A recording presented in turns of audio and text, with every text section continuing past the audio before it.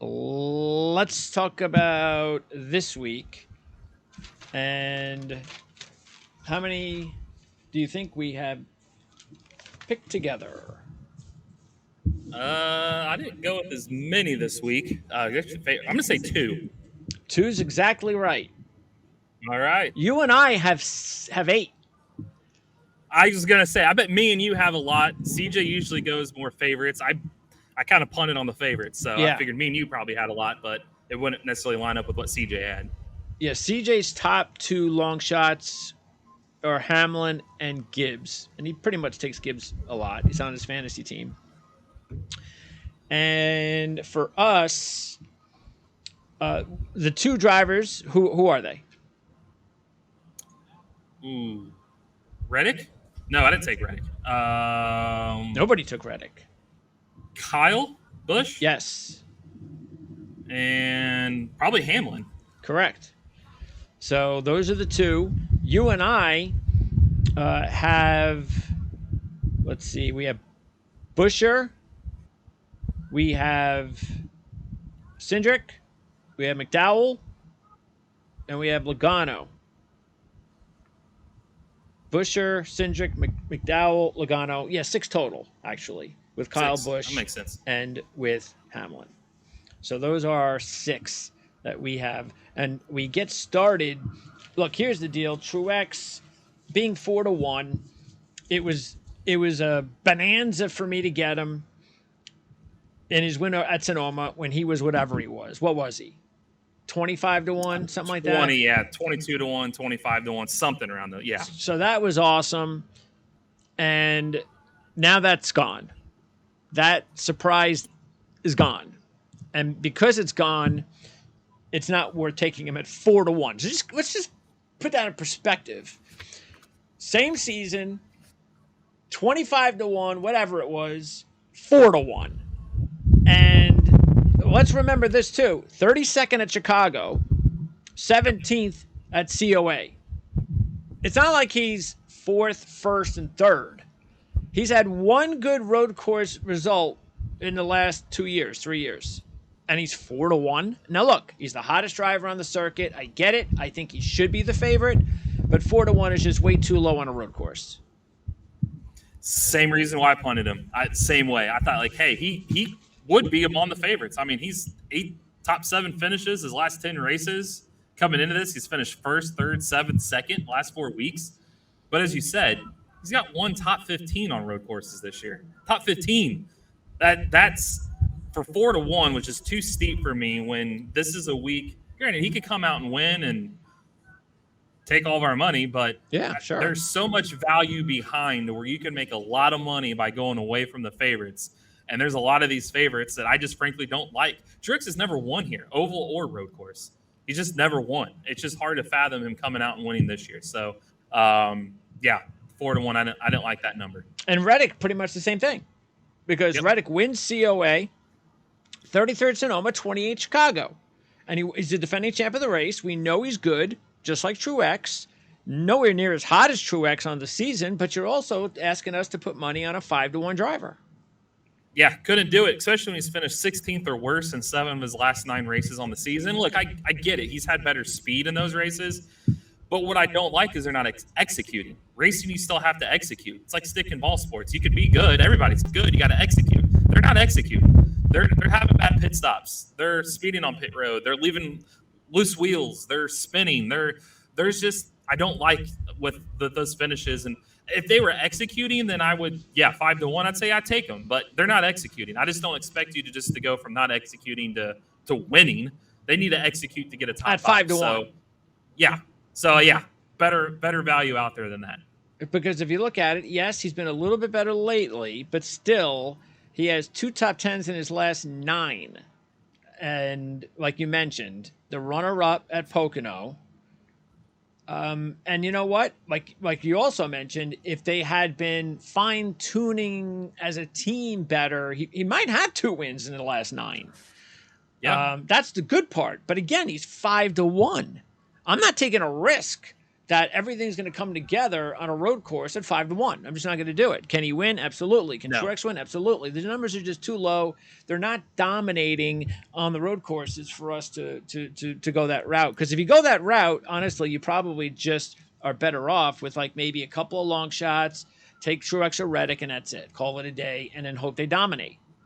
So, all right. It's two different philosophies. You could win you can win way more money going away from these favorites, and you'd be kicking yourself if you didn't do that in one of those sleepers like we're going to talk about and you gave out. You missed the chance on a lot of money because you don't get many races with the odds we're getting this weekend. I feel like you should capitalize on it. And Elliott, it's like the same thing with Elliott. I mean, you like the fact that he's 5th and 3rd in his 2 street course races this season. That's nice. We know how good he is in this type of format. But the fact is, they're completely discombobulated. I mean, if you think Reddick is, I mean, Elliott's team is just, there's no confidence there whatsoever at this point. It's like they seem to be, you keep thinking that, all right, maybe they're close, maybe something's going to happen, turn the corner, but it's just not good right now. And at 7-1, he's the 3rd pick. I just can't do it. No, and don't forget, too, he's in a position now. He's got to win to make the playoffs. And the factor to this, I'm going to talk to some of these Cup drivers on Saturday and their media availabilities is, remember, this year we don't have stage breaks on road courses anymore. He can't go off strategy like he can't do that. And they haven't had the speed. I don't care what anybody says. Even with the top 10s he was going, there's top 10, but they weren't a top 2 or 3. They don't have the speed to win. And for a road course without the stage break criteria anymore, where you're just going to keep racing, you're going to have speed to win this race. And he doesn't have it. He's never won here. And I keep mentioning this, and not a slight against him. He's won a championship, but how many Daytona 500 wins does he have? How many Indianapolis wins does he have? How many Bristol night races, Coke 600s, Southern 500s? He's never won a major. I just don't expect it in a season like this to come to. I'm not saying this Indianapolis road course race is a major. The Brickyard be a major, not this one, but it's still Indianapolis. And in the season he's having, I'm not naive enough to think he's just going to come out and win.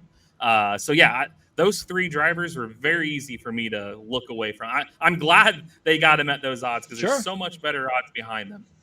And we can start with the next group. You got Kyle and Van Gisbergen at 10-1, and Bell and Larson at 11-1. Interesting that Van Gisbergen is already at 10-1 because he won 1 race. Good. Kyle Busch, meanwhile, hadn't fared well yet on this track, but he's been probably the best statistical road course driver this year with a couple of runner-ups, 5th on the street. So you just can't not take Kyle Busch this week. And we both did. Matter of fact, I did it to hedge, but you did it as your top choice. I think he should be the favorite. As you said, second, 5th this year on road courses. Keep in mind, the car he's driving won last year. He's in that car. He's won the Brickyard twice here. Nobody's ever won the oval and the road course here. Why not Kyle Busch?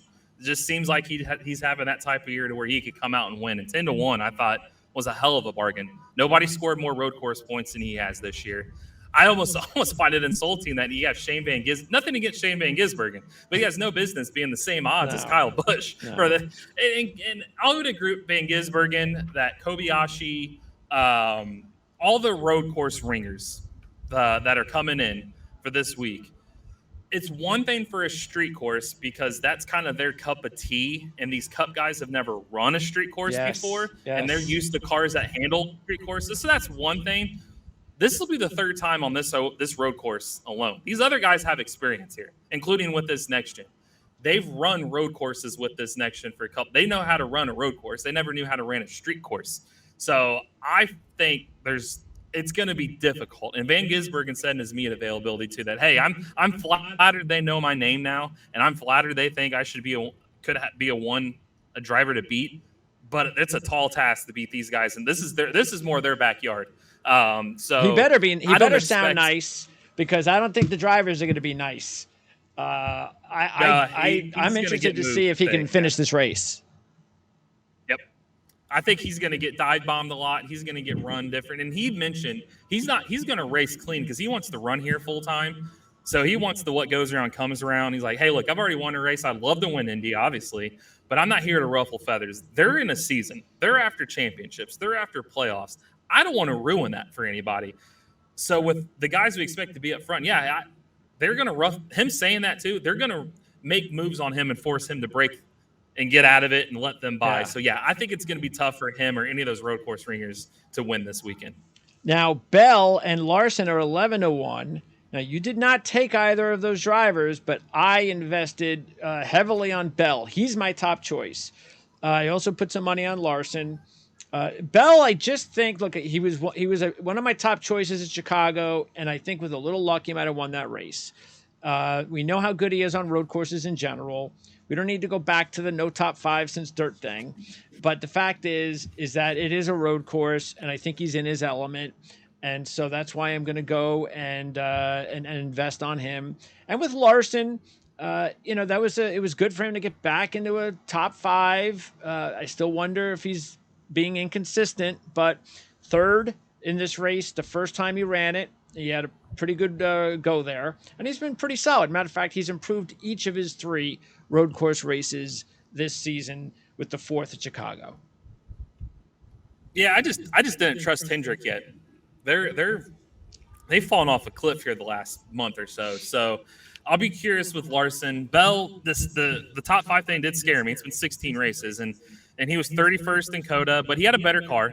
Sonoma 9th. And then Chicago, he had a shot to win. That field flipped, and then he spun, and he was 12th last year here. So that scared me a little bit. But, again, I'm trying to swing for a fence here. Who would you rather have, Bell or Larson? Gee, that's a tough one. I'd say Larson, just because he's at least got some top 5s lately. He's at least kind of around. And Hendrick used to own this place on the Oval. Hot take, not really a hot take, just because I know it's probably announced soon. This is going to be a Brickyard next year. This won't be on the road course. And I just find it hard that Hendrick, as strong as they've been here, and I just said that I don't trust them, but I also find it hard to believe that we're going to run races here and them not win on this road course, and it seems to win everywhere else. So I would trust Larson a little bit more, because Toyota camp, I feel like if a Toyota is going to win, you got Truex sitting there at 4-1. Bell could be a solid top 5 play this week. I know we haven't been there in a while, but this is a road course and it's different. But I would trust Larson a little bit more.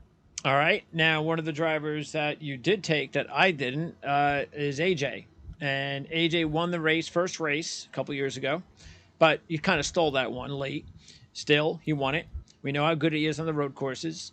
6th at Sonoma. That's his best finish on the 3 road courses. He has been underwhelming on the road courses, but at least you're getting 16-1. That's the only reason I took him, was at 16-1, and he's good here. He was his heat suit, or the cool suit, went out last year in the race. Remember, he was up front, and he struggled to get to the end. He still finished 7th, and then his 2 Xfinity starts here, 2nd and 1st respectively. He's not finished worse than 7th on this track.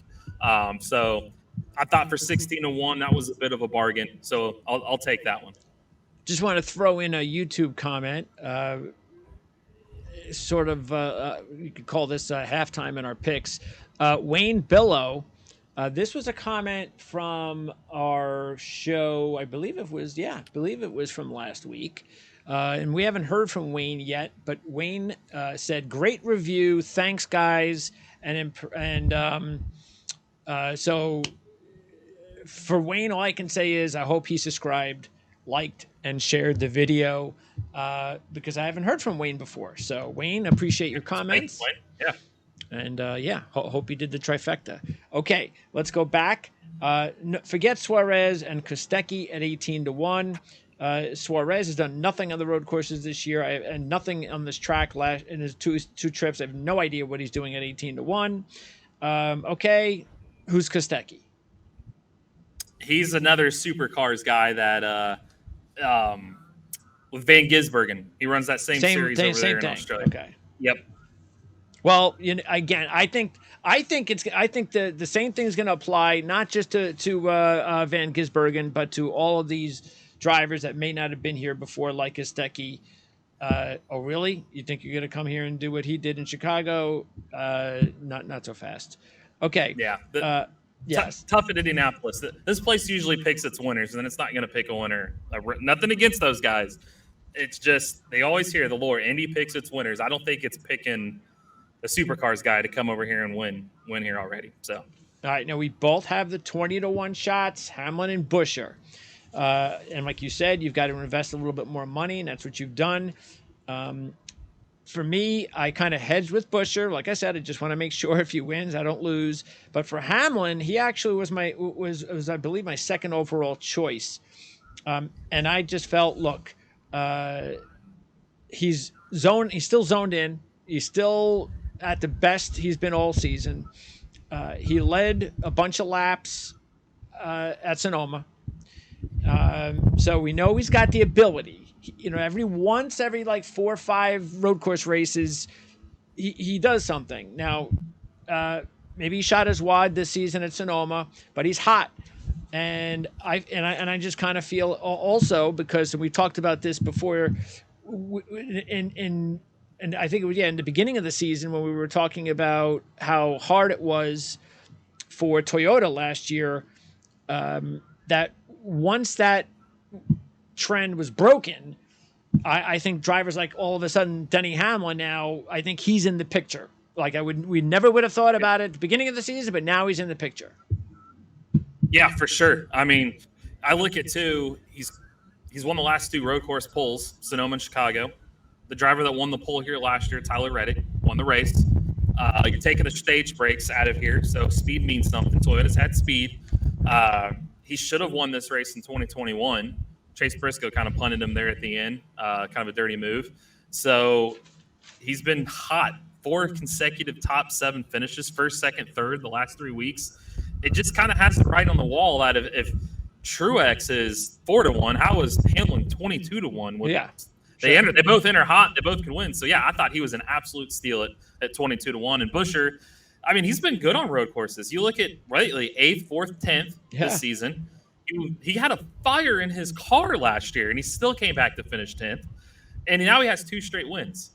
These are good tracks for him. So I thought, again, 22-1 for a guy with those stats with 2 straight wins was a steal as well. So, had to go with both this week. And Buescher also 10th and 12th here at Indianapolis. So that's, underrated. And by the way, Hamlin, also your second choice. So we both have Hamlin as our second choices overall. Neither one of us went with Byron or Chastain at 22-1. Byron was 5th at Coda. Chastain has been okay. He was 4th at Coda, 10th at Sonoma, but not so good so far in the 2 trips on this particular racetrack. Yeah, Chastain they just seem like they're missing something right now. And he's got 1 top 5 in his last 11 starts on the season. And Byron, same way. 1 top 5 in his last 9 weeks, too. And remember what that was. That was a stolen win. At Atlanta. Yep. And he also has mentioned road courses. He's still learning. And so I just not good. When you could get Hamlin and Buescher for similar odds, you go that direction over these 2 for sure. We both went with Syndrick and McDowell. I went more with McDowell, doubled on McDowell than I did Syndrick. McDowell has been solid in all 3 races this season, and we know he's good on these tracks. Syndrick, 2nd last year, 6th Coda, 6th Chicago. So if he's going to get to the postseason, we know he's got to win one of these 2 road courses. That's it. Maybe Daytona. This is the only chance he really has. He knew this months ago, the way he was going, that these 3 races were going to be his only chance to make the postseason. And so it does make sense to put a little money on both of them. But for me, especially McDowell. Yeah, they both, ironically enough, because I think you can make a case for Elliott and Bowman. They need to win one out of these next 3 weeks. They both need to win. So that's 2 wins. But I think you can make a case for McDowell and Syndrick could win 2 of these next 3 races too. Like you just said, Syndrick, he won the Xfinity race here in 2021. And he mentioned he was 2nd in the Cup race last year. So that's 2 top 2 finishes. He has to win. His only win in a Cup Series came at Daytona. That's the wrap-up the regular season. He's a great road racer. McDowell, he just kind of wanted to get by these last few weeks, and he did. I know he hasn't had great finishes lately, but he's right there in the thick of things. And he's a road racer ace. I mean, he was the top 10 here last year. So, I like both of those guys for 28-1. Definitely. We also both have Logano at 35-1, and why not? 6th in this race last year, 3rd at Sonoma, 8th at Chicago, and most of all, getting 35-1 on Logano. He usually wins races when he's at those odds. Right? I always cash in. So I'm like 35-1. It's a no-brainer. I'm taking Logano. Even if he's never finished the top 20 here, I'm going 35-1. And I also use the his sponsor, Shell Pennzoil. That car also won the Indy 500. So why not a clean Penske sweep? The two Shell Pennzoil car wins the Indy 500, and the 22 Shell Pennzoil car for Penske wins the Verizon 200. So 35-1 seemed good numerology for me. And my last picks, no one else took any long shots except CJ took Gibbs. I took Gibbs, Harvick as 2 reasonable long shots. Gibbs is good on road courses. Won Daytona in the Xfinity Series last year. He's been doing better lately. So at 40-1, I said, why not? Same thing with Harvick at 65-1. Let's keep in mind, same car last year. Harvick in his last, in this car last year on the road courses, he had 3 top 10s, 2 top 5s, and a runner-up at the Roval. He has 2 top 15s this year, and in his last 4 races, these are his best 4, all in the top 11, 1 top 5, and I'm getting 65-1 on Kevin Harvick. So I said, yeah, why not? And then I just threw a buck or 2 on Keselowski because they're just so hot. And then also a buck each on Jones and Stenhouse because Eric Jones, 5 top 12s in his last 7 on the year and 4 top 11s on the road courses last year. Not so much this year, but again, 150-1. And Stenhouse at 300-1. He's a good under the radar fantasy play because he's got 2 top 15s on this track, and he has 2 top 15s on the 3 road courses this year. Matter of fact, the street race was the bad one. This is a road course, 12th Sonoma, 7th Dakota. He's an underrated top 15 fantasy road course driver is Stenhouse, and that's why I threw a buck on him. Yeah, I like all of them. And I almost took him. I was just I was like, what? I'm just going to go heavily. I like Bubba. He's not good at road courses, but he's 5th last year here. He's in a Toyota. We talked about their improvement. And 300-1. Yeah, and Harrison Burton and Todd Gilliland. Look where they finished last year at this race. Top 5. Yes. 300s. They're like 300-1 as well. So it doesn't hurt to throw a buck or 2, especially if there's chaotic. Yes. The one change that they made this year could play a role. We'll see is the restart zone. If you guys remember right, last year, all that chaos diving into turn 1. Oh, yeah. They couldn't get it. This year, they're going to start the race over here on the south end of the track, coming out between the 2 final corners. So it's kind of like it makes an S. Okay. They're going to go green over there. That way, it kind of separates some things so you don't just get a shit show at the end. That way, we at least. So I'm curious because those guys got good finishes because it was crazy at the end. So I'll be curious what kind of role that plays. So, but for 300-1, they had top 5 last year. Doesn't hurt. Plus, I still think anything could happen. Yeah, they got to. So yeah, we're in that time of year to where you've got to go off strategy with those guys. So that plays a whole wrench. You can't just follow the guys in front of you. You're not going to win. You're not going to make the playoffs. So the strategy plays are huge this time of year. And we'll have, of course, the picks report. You can find that at racereviewonline.net. We'll have a link in the description area so you can check that out. Same thing as far as Eric's in-depth previews and his reports. You can check out the links. Just go to his website, of course, and you can find them all, both NASCAR and IndyCar. We didn't have time for it this week, but next week we are going to I really do want to talk a little bit more about I could have probably went ballistic for the first 15 or 20 minutes on the fact that they had a rain delay and a suspended situation again when that could have been completely avoided.